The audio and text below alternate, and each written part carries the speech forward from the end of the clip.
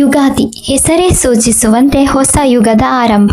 ಸಾಮಾನ್ಯವಾಗಿ ಮಾರ್ಚ್ ಅಥವಾ ಏಪ್ರಿಲ್ ತಿಂಗಳಲ್ಲಿ ಚೈತ್ರ ಮಾಸದ ಶುಕ್ಲ ಪಕ್ಷದ ಪ್ರತಿಪದೆಯಂದು ಯುಗಾದಿಯನ್ನು ಆಚರಿಸಲಾಗುತ್ತದೆ. ಹಿಂದೂ ಚಾಂದ್ರಮಾನ ಕ್ಯಾಲೆಂಡರ್ ಪ್ರಕಾರ ಯುಗಾದಿಯನ್ನೇ ಹೊಸ ವರ್ಷದ ಆರಂಭ ಎಂದು ಕರೆಯಲಾಗುತ್ತದೆ. ಯುಗಾದಿ ಹೊಸ ವರ್ಷವೆಂದು ಕೇವಲ ಹಿಂದೂ ಕ್ಯಾಲೆಂಡರ್ನಲ್ಲಿ ಮಾತ್ರ ತಿಳಿಯುವುದಿಲ್ಲ, ಇದಕ್ಕೆ ಪ್ರಕೃತಿಯು ಆದ್ಯತೆಯನ್ನು ನೀಡುತ್ತದೆ. ಯುಗಾದಿಯು ವಸಂತ ಋತುವಿನಲ್ಲಿ ಬರುವುದರಿಂದ ಮರಗಳಲ್ಲಿ ಹಳೆಯ ಎಲೆಗಳು ಉದುರಿ ಹೊಸ ಹಸಿರು ಎಲೆಗಳು ಚಿಗುರುತ್ತವೆ. ಮಾವಿನ ಹೂವುಗಳು ಹಾಗೂ ಇನ್ನಿತರ ಹೂವುಗಳು ಅರಳುತ್ತವೆ.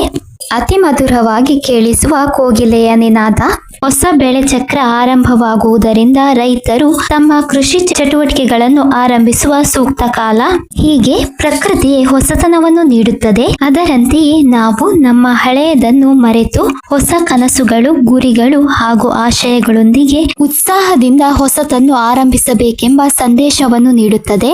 ಯುಗಾದಿ ಹಬ್ಬದಂದು ಆಚರಿಸುವ ಬೇವು ಬೆಲ್ಲ ತಿನ್ನುವ ಒಂದು ವಿಶೇಷ ಸಂಪ್ರದಾಯವಿದೆ. ಇದು ಜೀವನದಲ್ಲಿನ ಸುಖ ಹಾಗೂ ದುಃಖಗಳನ್ನು ಸರಿಸಮಾನವಾಗಿ ಸ್ವೀಕರಿಸಬೇಕೆಂಬ ಮನೋಭಾವವನ್ನು ಮೂಡಿಸುತ್ತದೆ. ಯುಗಾದಿಯ ಈ ಆಚರಣೆಯು ಹಬ್ಬದ ಸಂಪ್ರದಾಯದ ಜೊತೆಗೆ ಆರೋಗ್ಯದ ರಕ್ಷಣೆಯನ್ನು ಮಾಡುತ್ತದೆ. ಬೇವು ಬೆಲ್ಲಕ್ಕೆ ಪಚಡಿ ಎಂಬ ಹೆಸರಿನಿಂದ ಕರೆಯಲಾಗುತ್ತದೆ. ಹಿಂದೂ ಪುರಾಣಗಳ ಪ್ರಕಾರ ಬ್ರಹ್ಮದೇವರು ಯುಗಾದಿ ದಿನದಂದೇ ವಿಶ್ವವನ್ನು ಸೃಷ್ಟಿಸಿದರು ಎಂಬ ಪೌರಾಣಿಕ ಕಥೆಯೂ ಇದೆ. ಪ್ರತಿಯೊಂದು ಹೆಜ್ಜೆಯಲ್ಲೂ ಜಯ ಮತ್ತು ಸಮೃದ್ಧಿಯಿಂದ ಸಫಲರಾಗಿರಿ.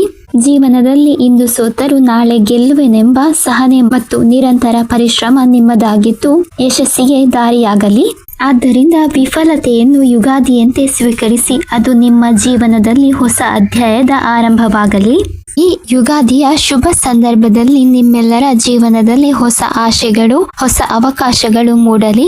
ಸಂತೋಷ ಮತ್ತು ಸಮೃದ್ಧಿ ಸದಾ ತುಂಬಿರಲಿ. ಬೇವು ಬೆಲ್ಲದಂತೆ ಸುಖ ದುಃಖಗಳನ್ನು ಸಮವಾಗಿ ಸ್ವೀಕರಿಸುವ ಶಕ್ತಿ ನಿಮ್ಮದಾಗಲಿ. ನಿಮ್ಮ ಕುಟುಂಬದಲ್ಲಿ ಆರೋಗ್ಯ, ಐಶ್ವರ್ಯ ಮತ್ತು ಐಕ್ಯತೆಯಿಂದ ಸದಾ ಖುಷಿಯಾಗಿರಿ ಎಂದು ಹೇಳುತ್ತಾ ಇಂದಿನ ವಿಡಿಯೋಗೆ ಸಮಾಪ್ತಿಯನ್ನು ಮಾಡುತ್ತೇನೆ. ನಿಮಗೂ ಮತ್ತು ನಿಮ್ಮ ಕುಟುಂಬಕ್ಕೂ ಯುಗಾದಿ ಹಬ್ಬದ ಹಾರ್ದಿಕ ಶುಭಾಶಯಗಳು.